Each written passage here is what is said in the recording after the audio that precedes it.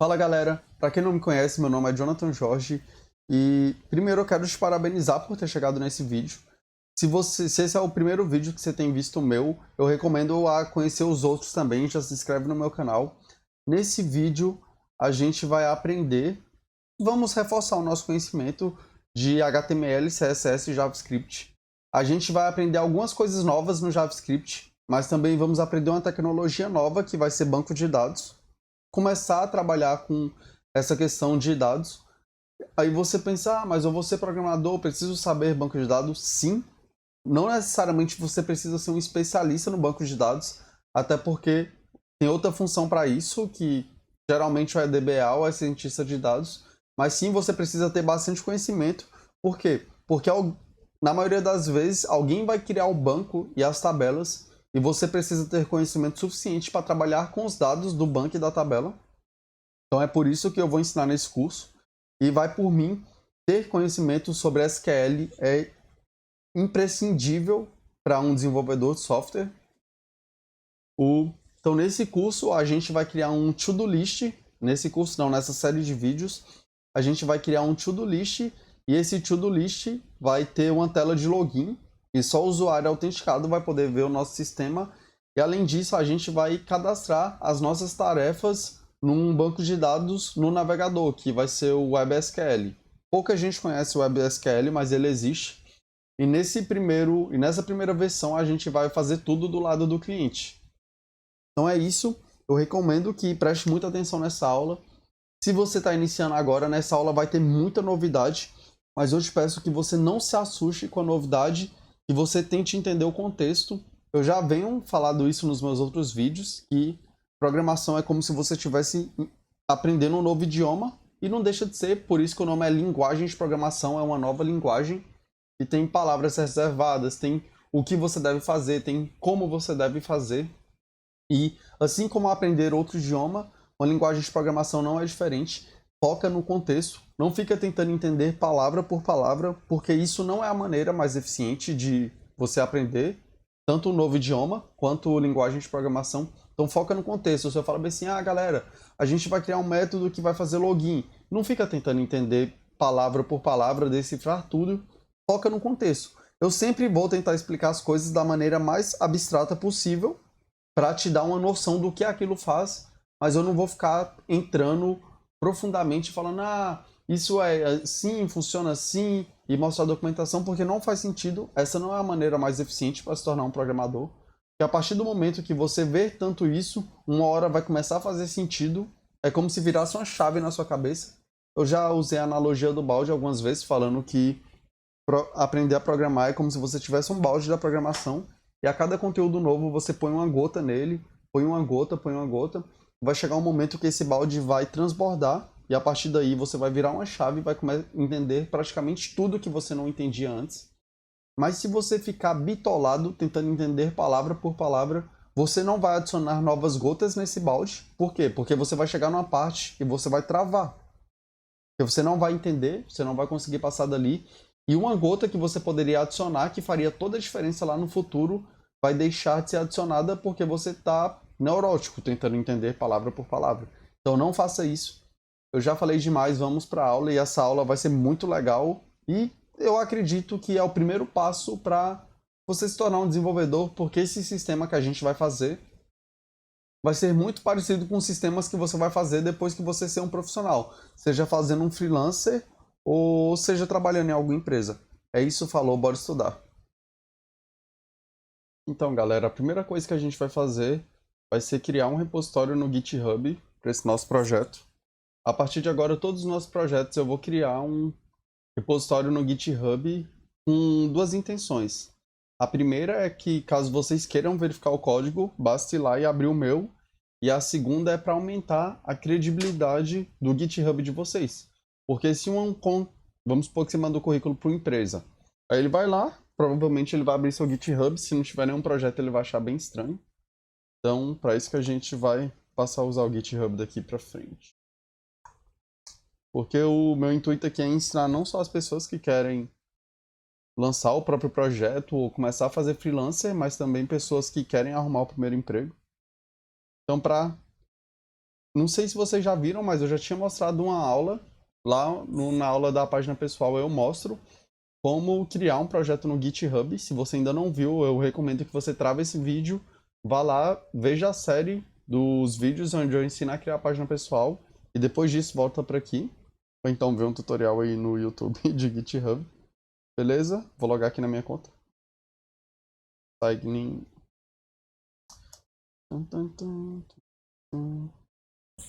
Vou criar um novo repositório. Ah, foi mal. E ó, na hora que você logar no GitHub, você clica em New. Aqui eu vou pôr o nome do nosso repositório. No meu caso vai ser to-do list cliente, não, to-do list full client side.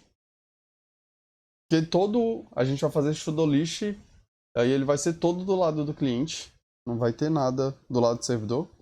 Vou deixar ele público. A descrição não vou colocar nada por agora. Beleza? Criar o repositório. Agora o que a gente vai fazer? A gente vai copiar essa linha daqui de cima. Vamos abrir o terminal.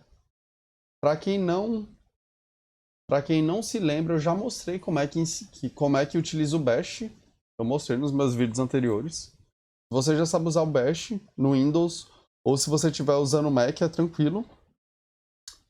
Mas beleza, eu vou precisar que você vá em alguma pasta do seu sistema.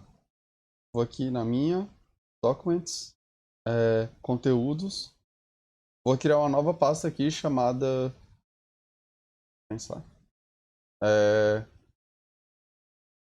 Não vou criar nenhuma pasta aqui não. Eu vou colocar dentro dessa pasta chamada Conteúdos. Aí vocês podem criar uma pasta aí, por exemplo, chamado Aulas, Carreira Desenvolvedor. Aí vocês vão para dentro dessa pasta. Se você estiver no Windows, você vai clicar com direito. Aí vai ter uma opção aqui escrita Git Bash Here. Aí você clica aqui, ou então vai estar Git Bash aqui. Aí você clica nela. Se você estiver no Mac, você abre o terminal e procurar a pasta. Eu tô aqui, cd, peraí, ls, cd documents, conteúdos. Beleza, eu tô dentro dessa pasta. E se você tiver no Windows, eu já falei, git bash here. E aí depois de estar dentro da pasta que vocês escolherem, vocês vão fazer isso, ó. Git clone e o nome e a URL do seu projeto, que no caso é esse daqui. Se certifiquem que está clicado em HTTPS aqui. Aí volta lá, git clone. Beleza, ele falou, ó, clone into to-do list full client side. Aí beleza, se vocês vierem aqui, aí já tá a nova pasta. Eu vou entrar dentro dela. Para entrar, como é que é? Vocês vão digitar cd e o nome da pasta, que é esse daqui tudo, ó. To-do list full. Aí tem um segredinho aqui, que é para ele autocompletar se você tiver escrito certo. Aí se você apertar Tab, ele autocompleta. Show. Beleza, tô dentro da pasta.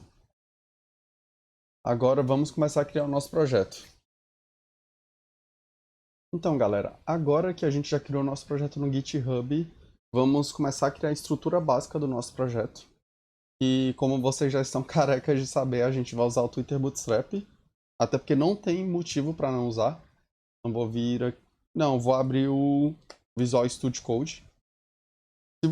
Se esse é o meu primeiro vídeo que você está vendo e você não conhece o Visual Studio Code, eu recomendo que você veja os meus outros vídeos, porque lá eu já mostrei, já instalei alguns plugins. Aqui no Visual Studio Code eu vou fechar esse meu projeto que estava aberto. É lá da empresa.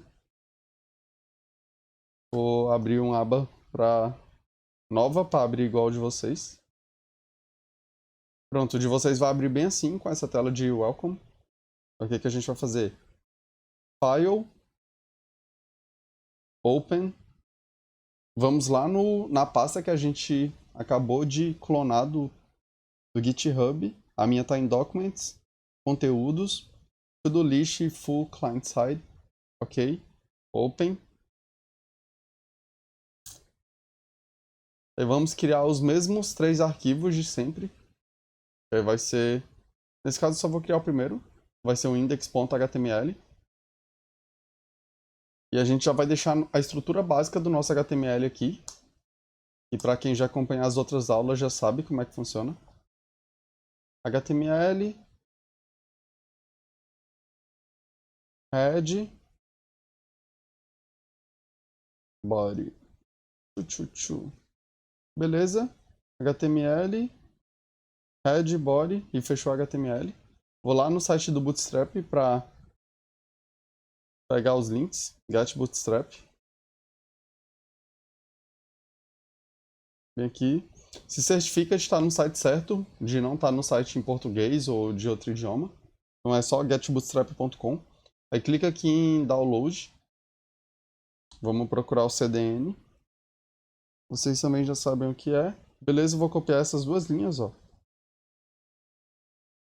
Do Bootstrap, min CSS e o JS. Copiei. Vou voltar lá no visual. Colar elas aqui. Vou copiar o jQuery, porque a gente também já sabe que o jQuery ele é necessário para funcionar com Bootstrap, senão dá erro. E a gente também sabe que tem que chamar o jQuery antes de chamar o Bootstrap. Então coloquei aqui, ó. Aqui o primeiro arquivo é o bootstrap.min.css, o segundo é o jQuery.js e o terceiro é o bootstrap.js. Fechou?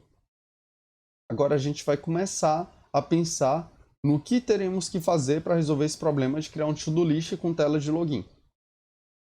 Galera, a primeira coisa que a gente vai fazer vai ser criar o componente visual que vai conter o formulário, perguntando o login da pessoa. Por quê? Porque nesse sistema eu vou querer que a gente simule um sistema real, por exemplo, lá no Facebook. Só pode entrar nas contas do Facebook quem tem uma conta. E nesse sistema eu vou querer simular isso para começar a colocar na sua cabeça o que é um banco de dados e qual é a função dele. Aí você fala, não tenho a mínima ideia do que é um banco de dados. Perfeito, vai aprender agora. E esse vai ser o nosso primeiro contato com banco de dados.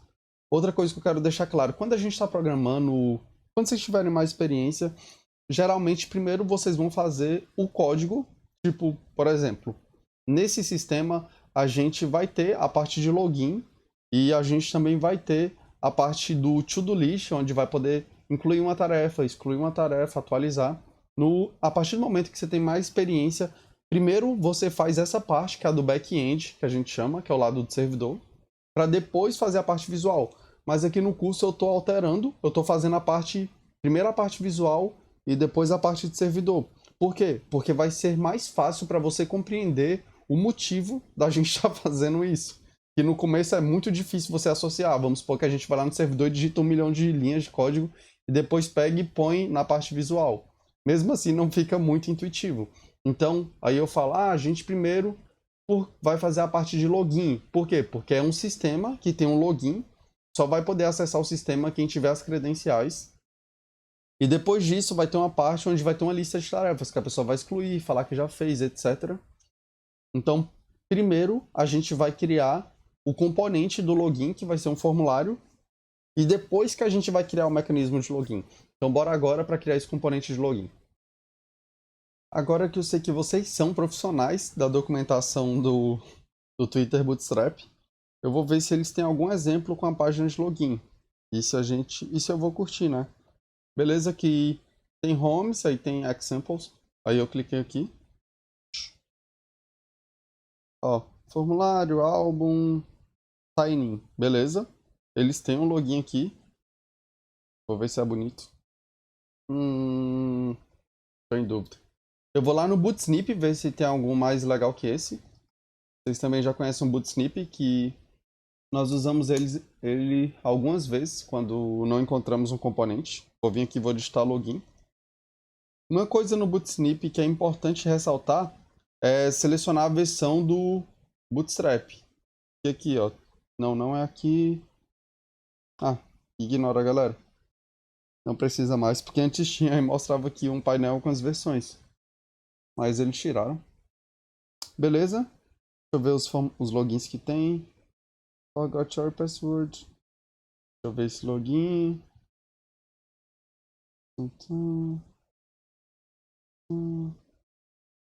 Login form. Deixa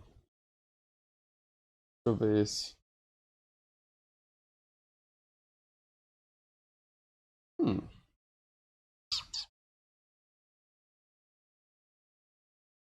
Aqui também tem outras opções, caso vocês queiram ver. Então, se vocês precisarem fazer um site com um design mais bonito, relaxa, é só ir lá no Bootsnip e pegar, ou então pegar algum template na internet. Mas por hora, eu vou usar esse do Bootstrap mesmo. Eu queria vir aqui, era mais para mostrar para vocês as opções. Como é que a gente faz para utilizar esse exemplo em específico? É bem simples. Clicando com o botão direito do mouse, tem uma coisa que talvez vocês ainda não conheçam, que se chama Source Code. É porque aqui, tipo, Source Code é no Windows. Aqui é Page Source. E se o navegador de vocês estiverem traduzido, o nome vai ser código-fonte. Eu vou mostrar uma mágica. Tem como ver todo o HTML de todas as páginas na internet. Sim, galera. A gente consegue ver o HTML das páginas, independente de qual seja. Algumas mais bagunçadas, outras não. Eu abri aqui o Gmail, por exemplo. E eu vou vir aqui, ó, View Page Source. Ele mostrou o HTML do Gmail, ó. HTML, head, que é parecido com o que a gente tem. Aí vai ter aqui, ó, o fechamento do head, o body. Legal, né? E nesse exemplo aqui do Twitter Bootstrap é isso que a gente vai fazer. Eu vim aqui, ó. Tem aqui o head dele, os arquivos que ele está importando. E tem aqui o body, eu vou copiar o body. Mas talvez eles utilizem alguma classe a mais aqui, não sei. Tipo, eles tenham criado alguma classe específica para fazer esse design. Mas é isso, vem aqui, olha o código-fonte, copia o body. Agora que eu copiei o body, eu vou vir, substituir o body do Twitter Bootstrap pelo meu. Salvei. Aí tem um form, tem uma imagem. Essa imagem não vai funcionar porque ela está apontando para o site do Twitter Bootstrap. E não, a gente não tem ela dentro dos nossos diretórios. Tem um H1, label, input, Vou vir aqui e vou rodar esse arquivo para ver como é que vai aparecer. Open with Live Server. Para quem viu as outras aulas sabe o que é esse Live Server e quão útil ele é. Abriu aqui, ó. Não abriu. Ah, é porque eu tô numa aba anônima. Deixa eu ver. Talvez tenha aberto numa aba normal. Vou copiar isso daqui e colar na minha aba anônima.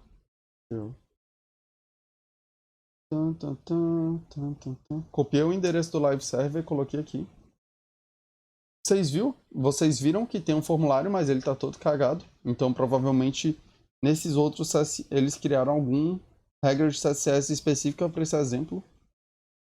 Deixa eu ver. Link, canonical. Aí tem o Bootstrap, que é o que a gente já importou. Deixa eu ver se tem mais algum CSS. Pronto, ó, eles criaram um arquivo chamado signin.css. Custom styles for this template.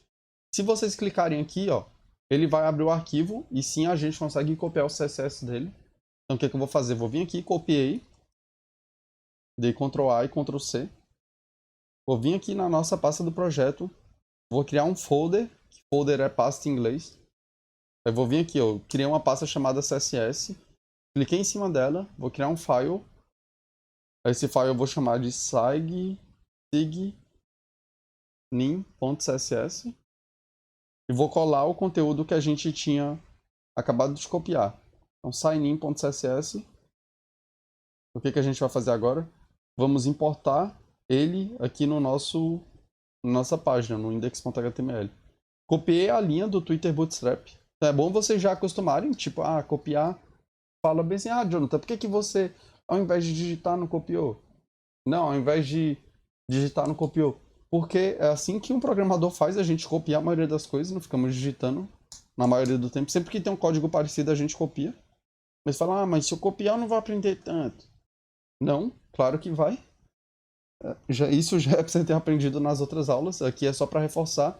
E, como eu já falei, não se preocupe em tentar entender tudo o tempo todo. Lembra que eu falei que tem tipo um balde da programação na sua cabeça e que a cada aula que você vê, a cada conteúdo que você consome, você põe uma gota e na hora que esse balde encher, você vai passar a entender praticamente tudo, mesmo sem ter que ficar tentando decorar tudo agora. Então beleza, eu vou apagar esse integrity e esse cross origin aqui. Aí eu deixei só link rel style sheet, que style sheet é SSS, e no href a gente põe o endereço do nosso arquivo, que é css, que é o nome da pasta, /signin.css. Beleza, vou voltar lá na minha aba para ver se melhorou. Perfeito, aqui o nosso endereço. Se você não estiver usando o Live Server e não tiver a mínima ideia do que eu estou falando, aí você pode ver as minhas aulas anteriores. Então você pode vir bem aqui, ó. Mandar. Peraí. Open Review in Finder. Eu não sei qual é o nome no Windows, mas deve ser tipo mostrar no Explorer. Aí você clica aqui. Aí ele vai mostrar a pasta onde está o arquivo. Ou então você pode navegar diretamente para ela e dar 2 cliques em cima do index.html. Aí ele também vai renderizar o seu arquivo. A diferença é que o Live Server ele fica atualizando automaticamente pra gente. O Live Server ele fica atualizando automaticamente. Vou voltar para ele. Beleza, o nosso exemplo está idêntico ao exemplo do Twitter Bootstrap. A única coisa que não tem é a logo, mas como eu falei é porque está no site do Bootstrap. E vamos supor que eu quisesse pegar e também ter esse arquivo no nosso site. Seria simples, é só clicar em cima dele com direito e clicar aqui, ó, Copy Image Address, ou se tiver traduzido vai ser copiar o endereço da imagem. Aí beleza, copiei. Vou lá no Visual Code. E img é a tag para imagem no HTML. Eu vou vir aqui no source, no src, que é o caminho da imagem. Vou substituir o caminho anterior pelo nosso, que é, ó. Agora ele colocou o domínio, que é getbootstrap.com, doc 5.4, blá blá blá. Aí se eu deixar aqui em cima o Visual Code até me mostra a imagem já. Eu vou atualizar. Beleza? Não, esse não é o nosso. Pronto, esse é o nosso, tá idêntico. A próxima coisa que a gente vai fazer vai ser criar um mecanismo para saber se o usuário está logado ou não. Isso vai ser bem legal. Galera, antes da gente criar um mecanismo para tratar o formulário, eu vou dar uma limpada nessa página, que vai ser excluir essa imagem, basicamente. Então bora lá no Visual Code. Aqui onde tem essa imagem eu vou excluir ela. Deixa eu ver o que mais tem que fazer. Só organizar isso daqui para ficar mais bonitinho. Aqui onde tem esse botão, eu vou fazer duas coisas. A primeira vai ser excluir esse type submit. E se você não sabe o que é isso agora, não importa, fica tranquilo. Foca no contexto do que a gente vai fazer. Aí aqui eu vou vir e vou colocar um ID. Aí eu vou chamar esse ID de button. Button sign in. Beleza? Button sign in. O que a gente vai fazer? Aqui onde tem esse copy, aqui embaixo eu vou excluir ele. Excluir. Deixa eu ver como é que ficou a nossa página. Beleza? O que a gente vai fazer? A gente vai adicionar um evento para esse botão. Um evento para ele capturar os dados do formulário e ver se os dados estão corretos. Então como é que a gente faz isso? Vamos lá no Code, Visual Code. Vou vir aqui, New Folder. Vou chamar esse folder de JS, que significa para fazer referência a JavaScript.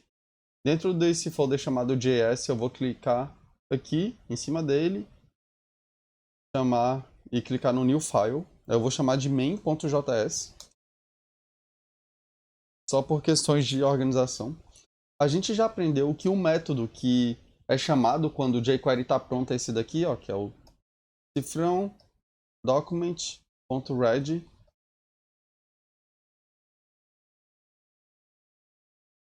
Aí aqui eu ponho function.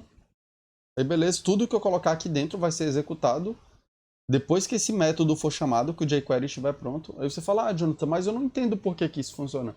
Cara, não se preocupa com isso agora. Foca no contexto. Só decora. Sempre que eu quiser usar alguma coisa de jQuery, sempre que eu quiser ver se a página já está pronta, o que eu preciso fazer? Vou lá, crio um arquivo JavaScript, ponho um document.read function e tudo que eu colocar aqui dentro vai ser chamado assim que a página estiver pronta. Só isso que você precisa saber por agora. Não tente entender tudo. Aí aqui o que eu vou fazer? Eu vou pegar aquele ID que eu acabei de criar, que é o button sign in. Aí eu vou usar jQuery. Aí eu vou colocar o hashtag, que é para pegar ID. Beleza, coloquei button sign in. E aqui eu vou pegar o evento de clique. Então, sempre que alguém clicar nesse botão com esse ID, ele vai chamar o que tiver aqui dentro dessa função. Aí eu venho, ponho function. Aí tudo que tiver aqui dentro vai ser chamado quando a pessoa clicar nesse botão. O que eu vou fazer? Eu venho aqui e vou pôr alert foi clicado. Beleza. Uma coisa que é sempre importante lembrar é que não basta criar arquivo JS e CSS, mas além disso a gente também tem que importar eles na tela. Assim como importamos esse signin.css, agora a gente vai precisar importar esse main.js. Então vem aqui, script, src. Vou pôr o caminho do meu arquivo, main, não.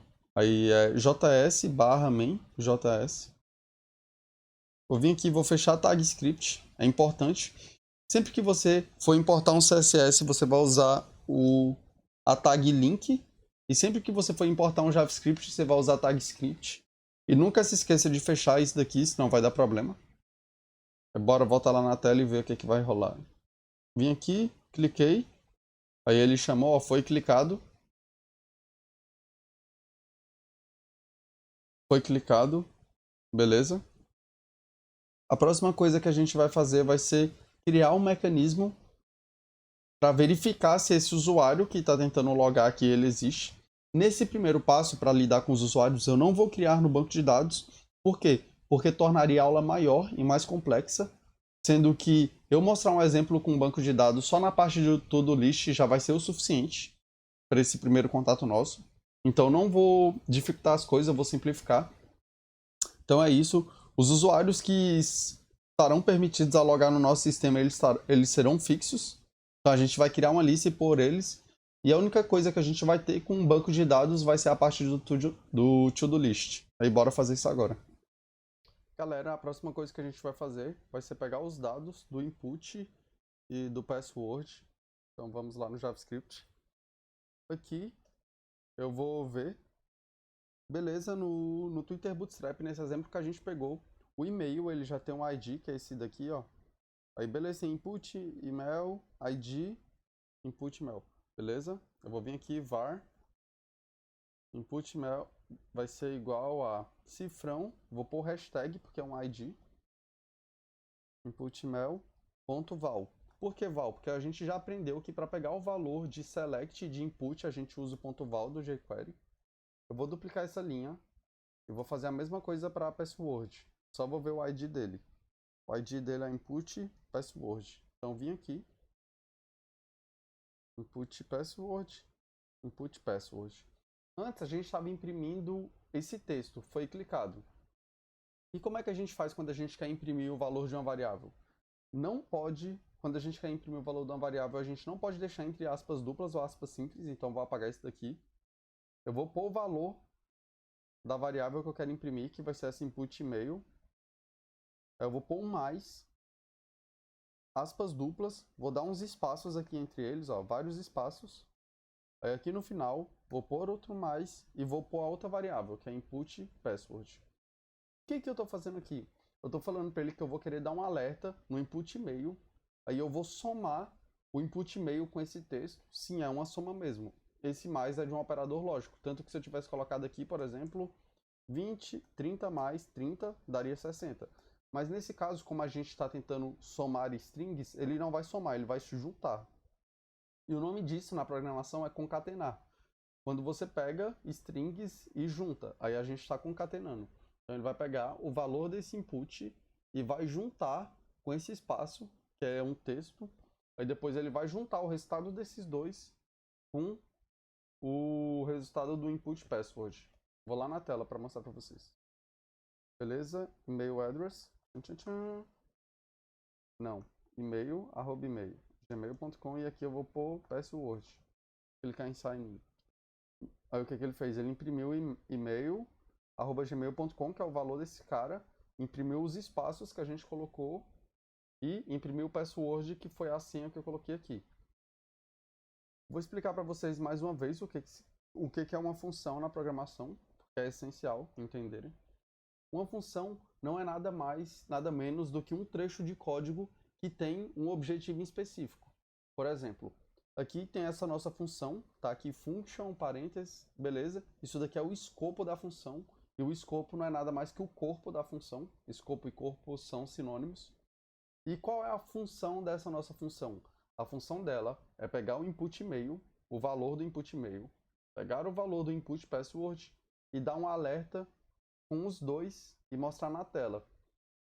Toda função tem início, meio e fim. Essa daqui tem início, tem o meio, que é o que está aqui, e tem o fim. E toda função ela tem uma finalidade, que no caso é a função dela. E a função dessa é pegar dois inputs na tela e dar um alerta. Então é isso que você precisa saber sobre função. É um trecho de código que tem uma finalidade específica e que tem início, meio e fim. Aí beleza, essa é uma função. A próxima coisa que a gente vai fazer vai ser pegar esse input, pegar o valor do e-mail e pegar o valor da senha e verificar se está autorizado a logar no nosso sistema. E é isso que a gente vai fazer agora. E para fazer isso, a gente vai aprender uma coisa bem legal, que vai ser criar classes. Eu vou explicar para vocês basicamente o que é uma classe, mas bem por cima, e é só o que você precisa saber por agora. Na programação tem um paradigma de programação chamado orientação a objeto. Tem outros paradigmas, que eu saiba tem, no total tem 3. Mas o que a gente vai usar agora vai ser orientação a objeto. E o nome é bem específico, que vai ser orientado a objetos. Aí você fala o que é um objeto. Não importa agora, mas nesse exemplo dessa aula, a gente vai usar uma classe, que posteriormente essa classe vai se tornar um objeto. E o que seria classe? Essa explicação que eu vou dar de classe ela é bem simples, mas ao meu ver é a melhor que eu posso dar para vocês. Eu quero que vocês vejam classe como se fosse um conjunto de funções. Sim, um conjunto de funções. Assim como aqui a gente tinha uma função, vamos supor que tivesse outra função, e a gente quisesse criar uma classe. A gente poderia criar uma classe com essas funções. E basicamente é isso que uma classe é. Ela é um arquivo, que no caso é um objeto, que vai agrupar várias funções. Eu vou fazer uma analogia como se a gente fosse criar uma classe chamada ser humano. E quais são as funções que o ser humano pode fazer? O ser humano ele pode falar, ele pode gritar, ele pode correr, ele pode comer, ele pode ouvir. Então, beleza. A gente tem a classe ser humano e dentro da classe ser humano a gente tem essas funções. Então, a classe ela não é nada mais do que um agrupador de funções. E para agora, é só essa explicação já é suficiente para vocês. Ah, o que é uma classe? Ah, uma classe é um agrupador de funções. Fechou. É só isso. E a gente vai criar a nossa primeira classe e o nome dessa classe vai ser usuário. E o que vai ter nessa classe usuário? Vai ter todas as funções que o usuário pode fazer no nosso sistema, que basicamente vai ser logar e deslogar. Então essas duas funções vão ficar dentro dessa nossa classe usuário. Aqui onde tem o Explorer, clique em cima da pasta JS que criamos, com direito, e clica em New File. A gente vai criar um arquivo chamado user.js. Por que eu coloquei o maiúsculo aqui? Porque por convenção, o que seria convenção? É uma regra que não é regra, sacou? Todos os programadores é como se fosse um padrão. Por padrão, a gente põe nome de classe com letra maiúscula. Então eu coloquei user.js.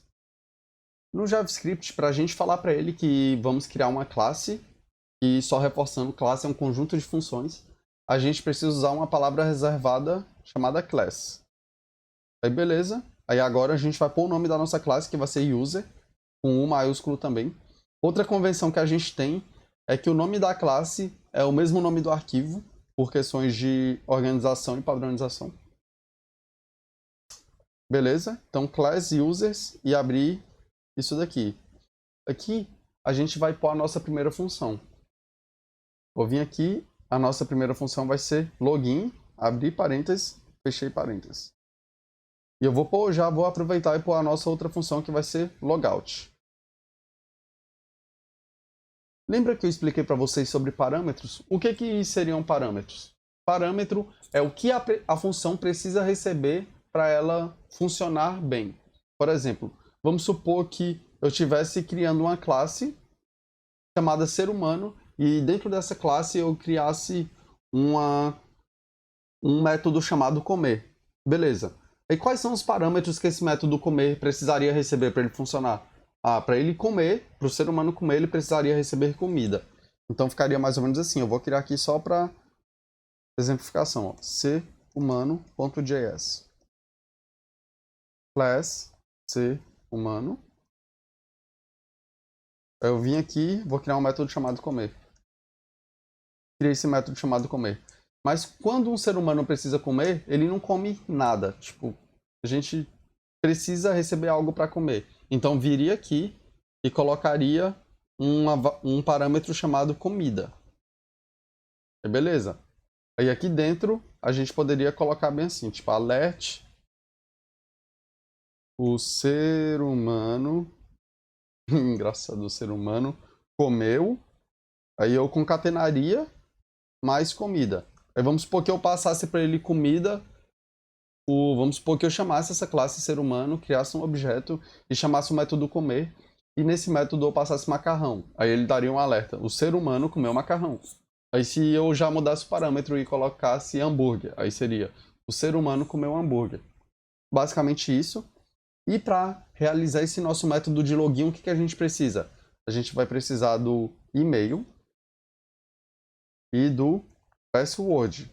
Então, beleza. Esses são os dois parâmetros que esse nosso método login vai precisar para ele funcionar bem. Então, sempre que uma pessoa for fazer login, sempre que um usuário for fazer login, o que ele precisa informar? O e-mail e o password. Aí aqui a gente vai pôr um alerta. Ó. Método login chamado com sucesso. O que nós vamos fazer? Vamos lá no index.html importar esse arquivo de login. A gente tem que importar ele antes de importar o main.js, porque é o main.js que vai chamar ele. Então vim aqui e chamei, ó, js user.js, que é o nome da nossa classe. Agora a gente volta aqui no main.js e a gente vai chamar esse arquivo. Por quê? Porque a gente não vai fazer todo a nossa lógica do login aqui. A gente vai pôr ela toda dentro da classe usuário. Galera, agora a gente vai chamar esse método que acabamos de criar. A primeira coisa que a gente vai precisar fazer para usar uma classe é criar um objeto. E o que seria um objeto? Um objeto é a instância de uma classe. E o que seria instância? Instância é... tentar explicar para vocês. A forma de criar uma instância é muito simples, só que a explicação nem tanto. Mas, para agora, eu vou dar uma explicação bem simples. A instância é sempre que você cria um novo objeto. Beleza? Aí vocês já sabem que classe é isso daqui, que é um conjunto de funções, e objeto vai ser quando a gente transforma essa classe em alguma coisa ou em alguém. Por exemplo, aqui esse usuário agora, por exemplo, ele ainda não é nada. Ele só é uma classe com login e logout. Mas a partir do momento que eu pegar essa classe e começar a usar ela, aí ela vira um objeto. Assim como nesse exemplo aqui de ser humano que eu criei. Eu vou dar um exemplo. Ó. Vamos supor que aí ser humano. Eu vou criar aqui, ó. Jonathan, porque eu sou um ser humano, beleza? New é a palavra reservada sempre que a gente quer instanciar uma nova classe. Galera, não preciso copiar isso, é só para questão de ensinar. Então, a partir do momento que eu pego e venho aqui e falo bem assim, ó. New ser humano, eu estou falando que eu vou querer criar um objeto a partir da classe ser humano. E eu estou armazenando esse objeto na variável Jonathan. Aí agora eu vou criar outro. Por quê? Porque com a mesma classe você pode criar 1 milhão de objetos. Eu vou criar um chamado Felipe, que é o meu irmão. Agora eu vou criar outro chamado Jorge, que é o meu pai. New ser humano, Jorge. Beleza? Aqui a gente tem uma só classe, que é a ser humano. E essa classe, ela originou em 3 objetos. Que sempre que eu dou um new, é um novo objeto. Eu vou falar bem assim, ó. Jonathan, ponto, o nome do método. Que para chamar, quando você está trabalhando com classe aqui no JavaScript, para chamar um método, a gente usa ponto. Ponto comer. O que que eu prefiro, qual é a minha comida favorita? O que que eu mais gosto de comer? Deixa eu pensar. Eu gosto muito de comer churrasco. Beleza? Então, esse objeto ele chamaria, a partir do momento que eu fizesse isso, qualquer alteração nessa classe, a partir desse objeto, eu só alteraria ela. Então, eu posso vir aqui e falar que o Jonathan come churrasco, vir aqui falar que o Felipe come frango. Ele é fitness, ele só come frango. Então, galera, é uma explicação bem simples essa, mas é basicamente isso. A gente tem uma classe, tem um conjunto de métodos, e sempre que a gente pega essa classe e transforma em alguém ou em algo, aí ela vira um objeto. E para transformar ela em algo ou em alguém, a gente pega e tem que usar a palavra new. Então, bora aqui para o nosso exemplo. Se tiver ficado confuso, essa explicação fica tranquilo. Tenta só entender o que a gente está fazendo. Ó, vim aqui, fora do document.read, aí eu vou escrever var, eu vou escrever ó, my user. É só o nome da variável, vai ser o nome do nosso objeto. Eu vou vir aqui, new user. Beleza? Var my user, new user. O que a gente vai fazer? Aqui dentro desse nosso método, eu vou apagar esse alerta que a gente estava dando. Aí eu coloquei myuser.login. E aqui eu vou passar os dois parâmetros que a gente está esperando. Ó. Se vocês apertarem Ctrl e clicar em cima, ele já leva direto para o arquivo, o Visual Studio Code. Quais são os parâmetros que o método login está esperando? Ele está esperando e-mail e password. Então eu vou vir aqui, vou passar o valor do input e-mail, que é essa variável aqui. Não, escrevi errado. Escrevi input password. É input e-mail. Oh shit. Input e-mail. E agora input password. Beleza? E vamos rodar o nosso código e ver se ele vai chamar esse método. Ele tem que dar um alerta dizendo método login chamado com sucesso. Vou vir aqui, escrevi aqui, cliquei em login, método login chamado com sucesso. Beleza?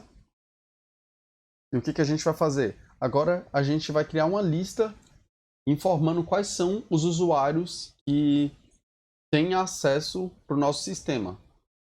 Então, galera, antes de criar essa nossa variável, eu preciso explicar uma coisa para vocês. Lembra que eu falei que uma classe ela é um conjunto de métodos? Aqui, por exemplo, a gente tinha a classe ser humano e ele tem um método comer, andar e correr. Mas tem outra informação que eu não tinha falado, que agora ela é relevante porque a gente vai usar, é que uma classe, além de ser um conjunto de métodos, ela também é um conjunto de atributos. E atributos são bem simples de entender. Atributos são características daquela classe. Por exemplo, aqui a gente já tem os nossos métodos do ser humano. E quais são as características que um ser humano tem? Eu venho aqui, todo ser humano ele tem peso, todo ser humano ele tem altura, todo ser humano ele tem nome. Então, beleza. Aqui são os métodos que o ser humano pode fazer e aqui são as características que o ser humano pode ter. E nessa nossa classe aqui, user, a gente tem os nossos dois métodos e uma das características que a gente vai criar são os nossos usuários, é uma lista com os usuários que terão acesso ao nosso sistema. Então, vou vir aqui e vou criar um atributo chamado users allowed, que significa usuários permitidos, basicamente. E eu vou vir aqui e vou pôr esse colchete. Mas fala, Jonathan, o que é esse colchete? A gente nunca usou. Eu vou dar a explicação mais simples possível, porque senão ia ficar bem complexa essa aula, mas por hora só essa explicação já é suficiente. Sempre que você quiser ter uma lista de alguma coisa, mais de um item, aí vocês precisam usar esse colchete. É basicamente só isso. Porque nesses outros nossos exemplos a gente sempre tinha só um valor. Por exemplo, vem aqui, aí tem o peso. Aí o peso é só 76 quilos. Altura, 1,75. Nome. O nome é só um também, Jonathan Jorge. Eu estou preenchendo aqui na mão, mas não considere desse jeito, é só para questão de exemplo. Mas vamos supor que eu também quisesse ter uma variável com filhos e eu tivesse 5 filhos. Como é que eu faria nesse caso? poderia vir aqui e falar, tipo, ó, filho 1, filho 2, filho 3. Mas não daria certo.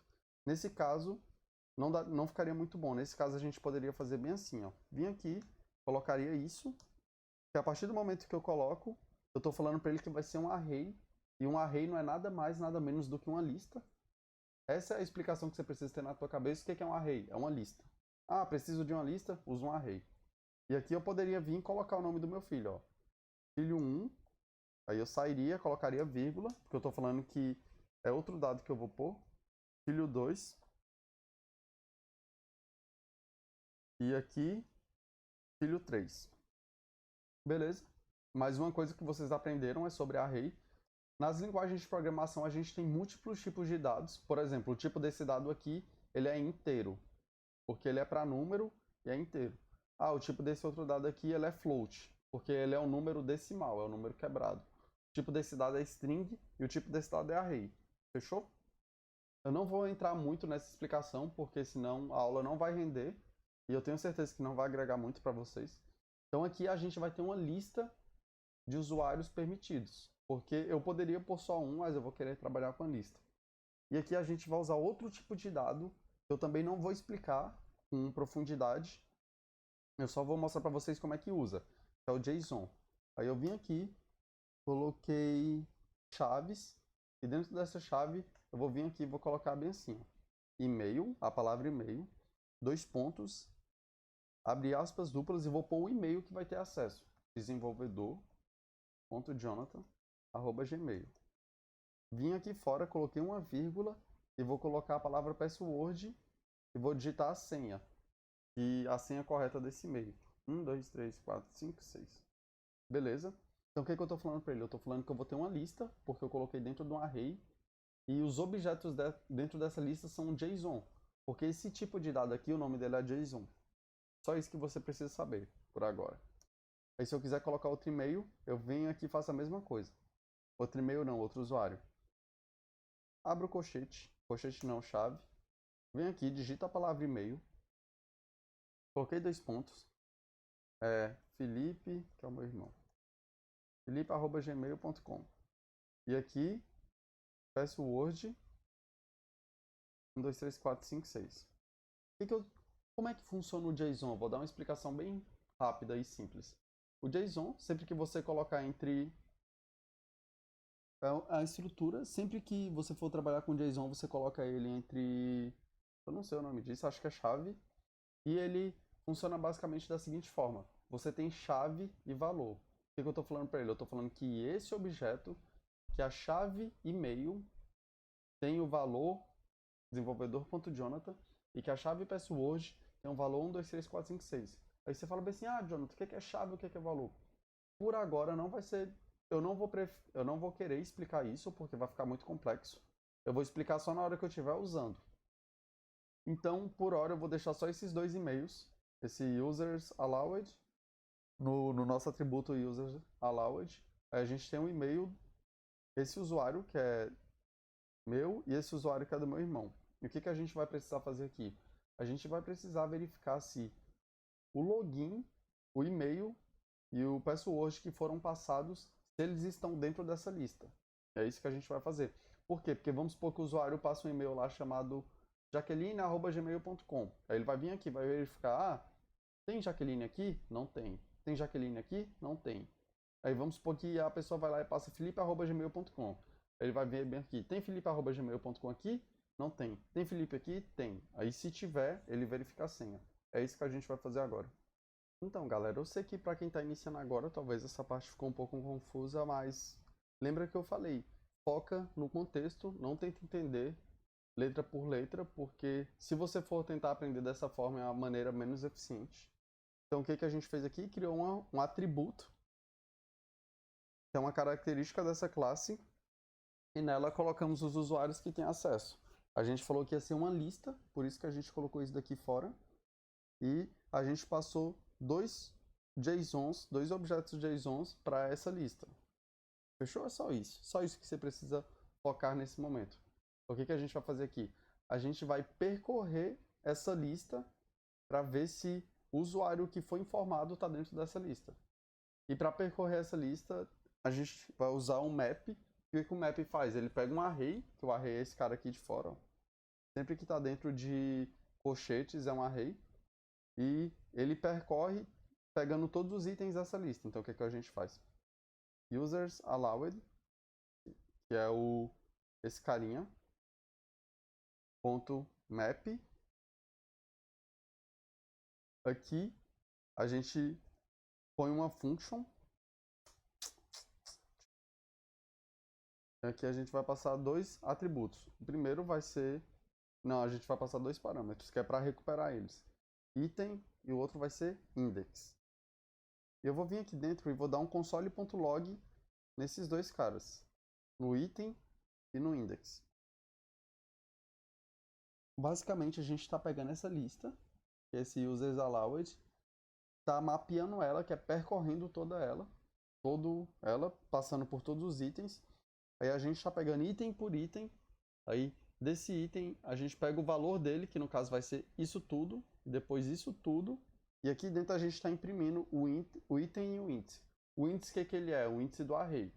Aí nas linguagens de programação, o array ele começa pelo índice 0. Então esse elemento aqui é o 0, esse elemento aqui é o 1. Depois eu vou mostrar para vocês outra forma de acessar isso também. Beleza? Eu vou comentar esse alerta, não precisa dele.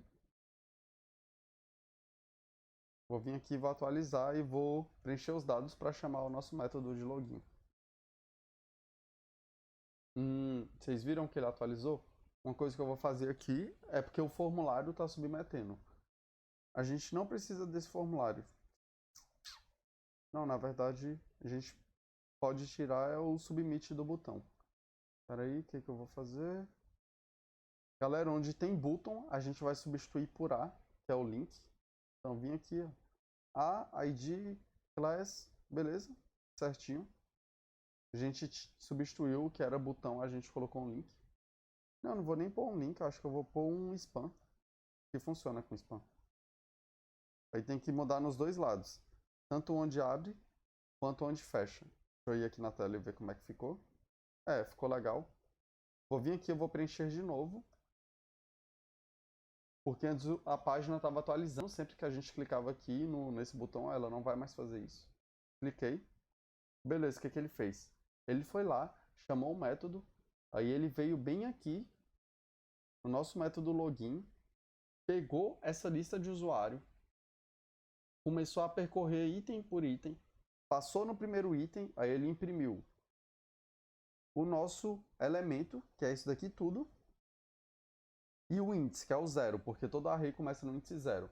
Aí depois ele foi para o outro, aí pegou e imprimiu isso daqui tudo, e o índice 1, porque ele é o índice 1 da lista, porque é 0, 1. Outra forma que teria para a gente acessar isso seria bem assim, ó. This.usersAllowed 0. Dessa forma também tem como acessar os elementos do nosso array.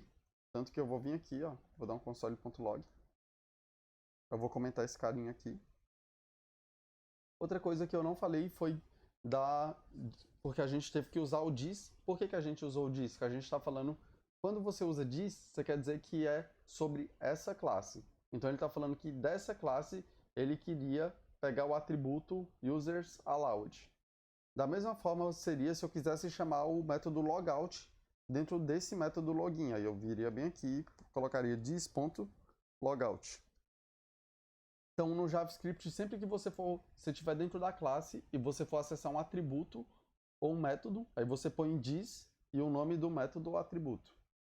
Beleza? Aqui eu estou mandando ele imprimir o primeiro elemento. Por quê? Porque é o índice 0 dessa lista. Aí bora lá na tela. Senha. Beleza, ele está imprimindo só o índice 0. Estou clicando em sign in, porque é o 0 que ele está pegando. Agora a gente vai começar a implementar o nosso método para verificar se o e-mail que foi passado ele está dentro da nossa lista. Eu sei que essa aula provavelmente está ficando difícil, mas não desista, porque programação é isso. E só no começo que é difícil de entender, mas depois é bem mais tranquilo. Ó, galera, aqui dentro dessa função, onde a gente está mapeando, nesse item ele contém exatamente esse objeto. Então o que a gente vai fazer? A gente vai vir bem aqui, ó, colocar um if, que a gente já aprendeu. Vamos pôr if item.email. Lembra que eu falei para vocês que era chave e valor no JSON? Então a gente está pegando esse elemento e desse elemento a gente está pegando a chave e-mail, passando a chave e-mail para pegar esse valor. Então o que eu estou falando? Se o e-mail desse elemento for igual ao e-mail que foi passado como atributo, como parâmetro aqui em cima, no login. Estou falando, ó, se o item.email, o item é esse cara aqui todinho, for igual, se o valor dele for igual ao valor do parâmetro que foi passado, o que a gente faz? A gente vai verificar se a senha também está correta. Então o que eu faço? Aqui eu coloquei outro hífen. Eu poderia colocar junto, mas tudo bem, eu acho que eu vou fazer isso agora para aumentar um pouco o conhecimento de vocês. Na última aula que nós fizemos, a gente criou um if separado para cada coisa. Mas no if a gente consegue usar operador lógicos para ele verificar mais de uma condição. Porque aqui eu estou falando que o e-mail tem que ser igual. Aí eu vou vir aqui e vou colocar dois es comerciais e vou fazer a mesma coisa. Se item.password, que é esse cara aqui, for igual a password. Aí o que eu estou falando? Estou falando bem assim, olha, tanto o e-mail que foi passado tem que ser igual ao e-mail que está aqui, que são dos usuários que têm acesso, quanto a senha que foi passada tem que ser igual à senha dos usuários que têm acesso. Eu estou fazendo isso no if só. Então, essas duas condições têm que serem verdadeiras para o usuário ter acesso no nosso sistema. Sacou? Beleza? Aí como é que vai funcionar, basicamente? Vamos supor que a gente passa um e-mail chamado jaqueline@gmail.com aqui, e aqui a gente passa de senha 1, 2, 3, 4, 5. Aí o que ele faria? Ele viria aqui nessa lista, aí nesse primeiro item, na hora que ele entrar bem aqui, ele vai verificar, ó, item.email, que é o quê? desenvolvedor.jonathan@gmail.com. Ele é igual, por isso eu coloquei dois iguais aqui, porque quando a gente coloca dois iguais, a gente está querendo verificar igualdade, diferente se eu tivesse colocado um igual. Quando a gente põe um igual, a gente está atribuindo valor. Quando a gente põe dois iguais, a gente está querendo verificar se eles são iguais. Então ele pegaria esse e-mail, que é desenvolvedor.jonathan, e verificaria se é igual ao que foi passado pelo parâmetro. E nesse exemplo que eu estou falando para vocês, é jaqueline@gmail. Ele falou, não, velho, não é igual. Então ele já nem entraria nesse if. Beleza? O que vai rolar? Tchum, tchum, tchum, tchum, tchum, tchum. Ó, quando o e-mail passado e a senha passada forem iguais a algum dos itens dentro da nossa lista, eu vou dar um alerta falando: usuário tem permissão de acessar. Beleza, só isso que eu vou fazer por hora. Bora lá testar. Vou vir bem aqui. Vou passar.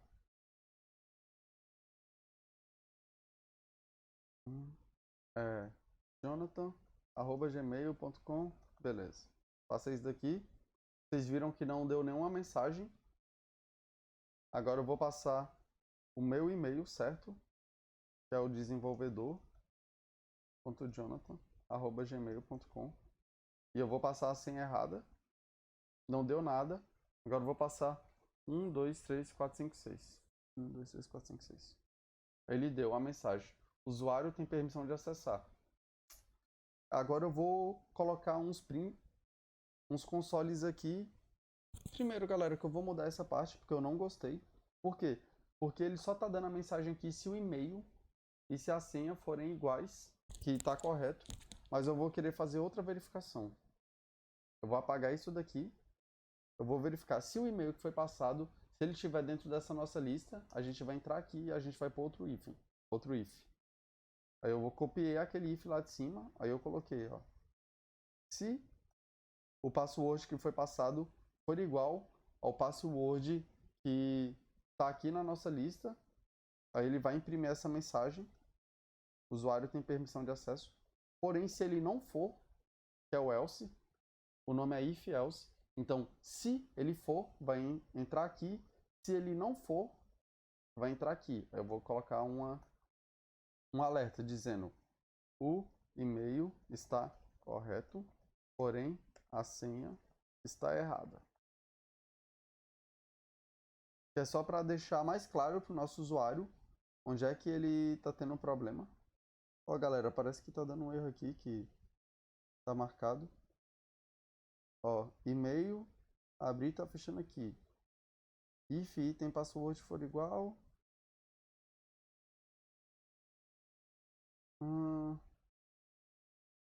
Espera aí. Deve ter apagado alguma coisa errada. Deixa eu ver se está errado mesmo. É. User not defined. Espera aí, galera, bora descobrir onde é que está o erro. If item.email for igual a e-mail. If tem algo. Quando dá esse tipo de erro, a gente chama isso de erro de sintaxe, que é quando o código está escrito errado. Eu escrevi algum código errado aqui. Deixa eu apagar esse else.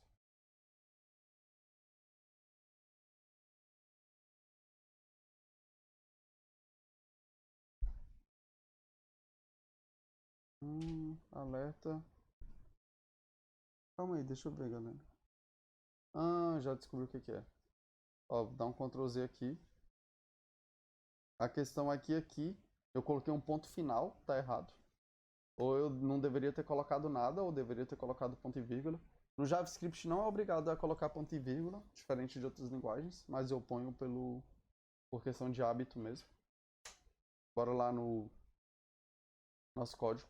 Agora a gente vai ter duas mensagens, e uma é que teve um exemplo, por exemplo, teve um exemplo que eu vim aqui, coloquei meu e-mail correto, desenvolvedor.jonathan@gmail.com, mas a senha é errada e ele não me avisou. Agora ele falou, ó, o e-mail está correto, porém a senha está errada. Agora eu vou colocar outro com a senha correta. O usuário tem permissão de acessar. Então, a gente só vai finalizar esse método para finalizar a primeira parte da aula, porque está ficando bem longa. E isso é bom porque é mais conhecimento. Então, galera, eu decidi que a primeira parte da aula vai ser isso mesmo, até porque teve muito conteúdo, principalmente quando a gente entrou nessa parte de array e de JSON. Eu sei que vocês vão ter dificuldade de entender, mas eu te peço mais uma vez, não tente entender agora. Se você ainda não sabe, e se esse foi o seu primeiro contato com array e com JSON, fica tranquilo, copia e, cara, só pensa bem assim, sempre que eu precisar ter uma lista, eu vou usar um array, e sempre que eu vou precisar ter uma lista com chave, eu vou usar um JSON. E eu posso usar os dois juntos, que é uma lista de JSON. Beleza, foi isso que a gente fez. Nessa primeira parte da aula, a gente criou uma classe e implementamos o nosso método para dizer se o usuário está ou não permitido a entrar no nosso sistema. E por agora é só, porque já tem bastante conteúdo. E eu não quero encher a cabeça de vocês com muita coisa de uma só vez, porque senão vão acabar esquecendo depois. Não vai ser muito útil. Se você tiver tido qualquer dificuldade, qualquer sugestão, qualquer crítica, deixa aqui nos comentários, que eu prometo e garanto que eu sempre leio e respondo todos os comentários. E eu recomendo que você me siga aqui no canal do YouTube para ter acesso à segunda parte desse vídeo. É isso, esse vídeo vai agregar muito conhecimento. Vai ser o primeiro vídeo a passos largos para a sua carreira de desenvolvedor. E agora a cada vídeo novo que eu estou lançando, você está tendo mais contato com o que de fato um desenvolvedor faz com o mundo da programação. É isso, espero que esse vídeo tenha agregado, que você tenha aprendido com ele. E bora estudar, que estudar sempre.